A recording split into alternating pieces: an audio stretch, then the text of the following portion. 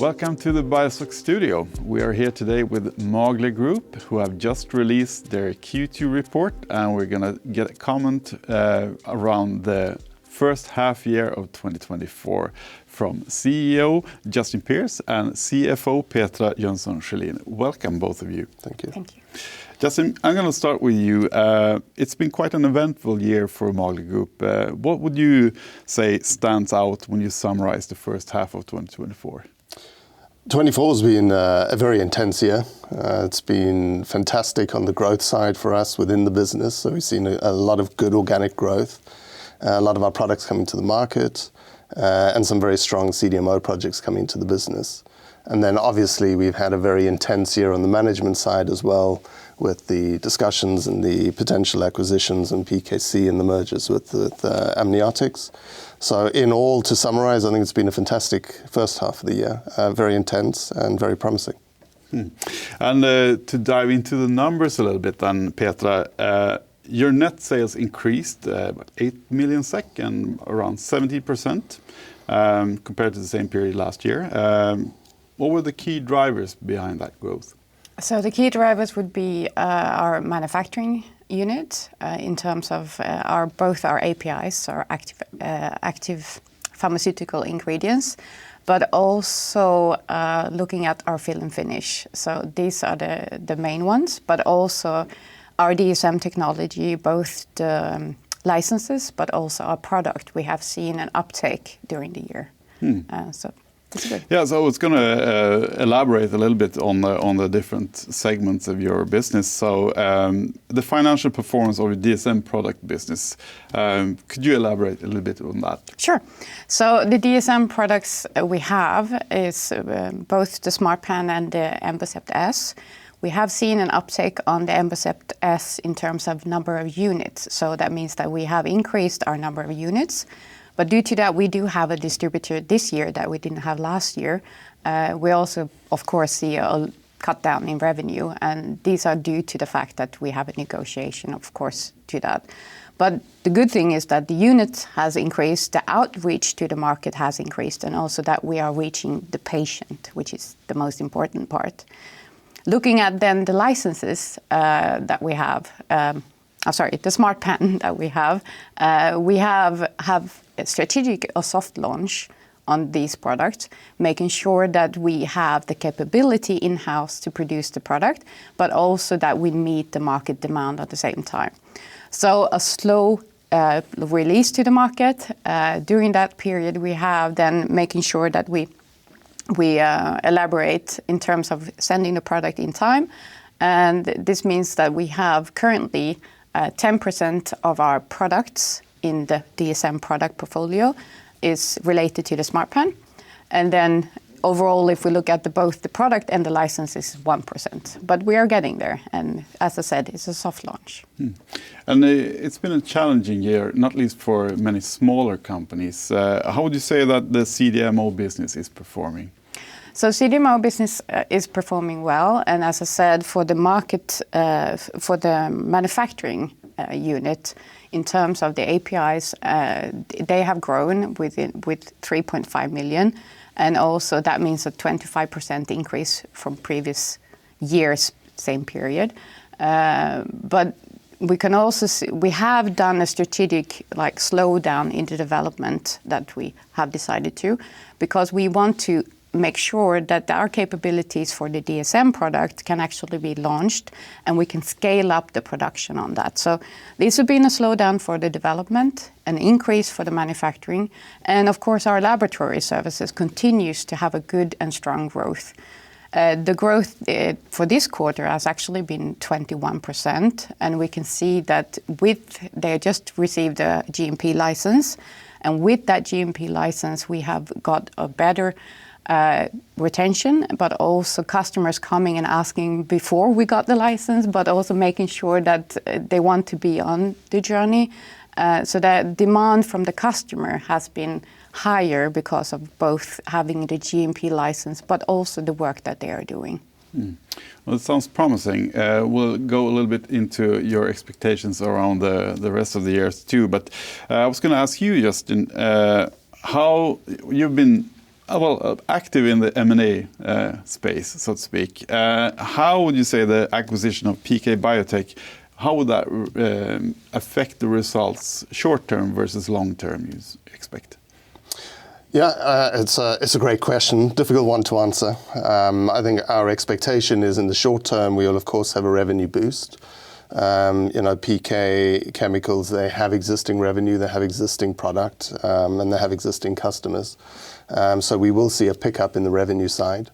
Like any integration of businesses, there comes with a cost side to this as well, and we'll need to strip out the synergistic costs that we see there, and try to get those back into the profit line as quickly as possible. So on the revenue side, I think there'll be an immediate short-term effect.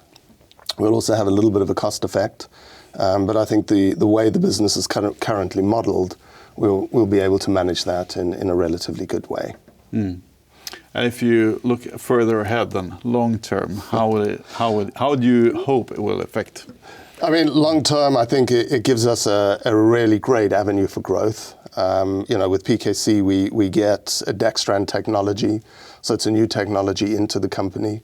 It's a technology that we started looking at just before the acquisition of PKC. So we can see that we've got a lot of growth there to develop new products and push to the market. And then we also have the capabilities when it relates to the DSM. So with PKC, we also get a very enlarged manufacturing site, which we don't have in Sweden due to property constraints. So this will also allow us to really expand and push on the DSM side, but also to develop the dextran as new products and a new technology. So I think in the long term, there's a lot of potential there for new revenue streams to come into the business. And of course, this is what we're really aiming at. Mm. And if we look at the other deal-making activities you've been involved in, the merger with amniotics, how do you expect that to strengthen your position? I mean, you mentioned in the report that the ATMP area is of high interest. Yeah, I think the ATMP area it's a really exciting area, and I think a lot of what amniotics have done has been fantastic in the past, and we're obviously going to look to build on that expertise. We inheriting and buying into a GMP facility that hasn't really been utilized 100%. And this allows us to have that sort of low entry point directly into the CDMO market. So we'll be doing some rebranding around that, launching that out as a CDMO. We've already started adding some additional expertise into that to build on what is already there. And I think the space, the CDMO space around ATMPs, there's a lot of opportunity there. There's a lot of challenge, of course, but we see this as a great way for us to move into the ATMP space, but also to leverage the infrastructure that we've already built. So around quality and regulatory and finance and project management and all these sorts of things, we bring all of that to the party immediately. So hopefully we can provide to the smaller biotech companies and maybe some of the larger biotech companies a real sort of one-stop shop when it comes to ATMP CDMO. And in the report, in your CEO comment in the report, you mentioned that the ATMP business is worth billions. So would you care to elaborate on your projected estimates? How much market share will you take? If I told you, I'd probably have to kill you. So I'm not going to do that. I think when it comes to forward-looking statements, we're a little bit cautious on that. But strategically, we're very focused on first and foremost, within Sweden, I think there's a good ATMP community of companies that are looking for these sorts of services. So strategy-wise, we'll be focusing very much on Sweden to start with, filling capacity with that, and then slowly but surely rolling that out to the rest of the Nordics and then obviously to Europe and the US. So that is our short-term and long-term strategy in relation to the facilities up there. Mm. And if we look at the strategy on a wider scale, then are there any other strategic initiatives that you will be taking that could impact future financial results? I mean, we're a company that has grown both organically and inorganically. We're not scared of a challenge. And of course, there are always ongoing discussions and we're always looking for things that can add in. We've added PKC with the dextran and the manufacturing. And we're always on the lookout for things that can add to our revenue base in a good way, build our competence, build our synergy, build our market share. So I wouldn't rule out us doing something in the future in that space. On the organic side, there is huge amount of work that we will now do on the stem cells that amniotics have developed, on the dextran that we have from PKC, and then also on the existing DSM. So we will really look to how fast can we synergize these things, how quickly can we do development, and how quickly can we push these products to market, through our sales team and our sales force. And Petra, with all this potential that you're building up for it, what's Magle Group's long-term financial goals? So if we look at the financial goals on its own, like a net sales growth, we're looking at the 10%. As you said, we are trying to be cautious, but also planning and being realistic. In terms of the EBITDA, we're looking at between 20 to 23%. We have displayed in the past that we can be around close by these numbers. And then also in terms of the EBIT, we are around 10 to 14%. So these are our financial goals, but in terms of that, we always we actually want the patient's best in interest. So always trying to make sure that we do innovation and products that actually help patient in the end. So reinvesting into the company to make sure that the patients get the good stuff. Yeah. So there is obviously then a lot of potential with all you have going on. Of course, Justin, there are challenges, of course, as well. What specific challenges do you foresee in achieving your goals, and how do you plan to address those challenges? Sure. I mean, in the short term, I think our major challenges are going to be the integration, both the PKC and amniotics. Maintaining a solid cash flow and a cost base around those businesses and getting them in. Our strategy with that is, of course, to have a very concise and very planned integration route through, which I think we do. So I think that's what we'll be looking at in the short term. Looking at the market more globally, of course, the CDMO space is incredibly competitive on all sides, and this is very much about how do we position ourselves. How are we going to be able to really support customers? How are we going to be able to support that business in terms of distinguishing ourselves from our competitors? And that we're always looking at in terms of new competence, new technologies, new investments that we can make.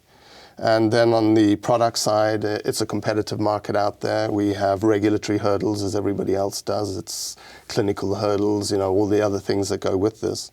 And I think the answer to your question is, how do we get over those hurdles? I think it's about a very focused, a very solid strategy, being very in touch with the market, being very in touch with the clinicians, understanding the patient need, and making the difficult decisions when the difficult decisions are needed to be made, so that we get the right product to the right market at the right time for the right price. And then to finalize or to round up, I mean, you mentioned then to be in touch with the market. And lately, a lot of talk about the market has been whether it's going to take off, whether it's going to be a continued slow growth, or what's going to happen. If you were to give me a very, very quick answer on looking into the crystal ball, what do you expect for the next, say, 12 months in terms of the general market? It's going to go up or down? I'm not talking about the stock market. I'm talking about the, I'm pleased to hear that, yeah. I think we see growth potential in our markets. I think the CDMO market, we have a pipeline that demonstrates that there is growth in that line. On our own businesses, our own technologies, we see that the products are picking up, as Petra's mentioned already, so we are seeing growth in that. I think the area we're a little more cautious on is the cell side. This is a market that is taking a little bit longer for us to get into. So there we probably see less growth in the short term, probably more investment that we'll need to drive from the other parts of the business. So I think there's good growth potential. We hope to take care of that potential, but also cautious that potential growth can't come from all parts of the business all together, all at the same time. Of course. We will make sure to follow up on how you capitalize on all this potential in future reports. Absolutely. So thank you very much, both of you, for coming today. Thank you.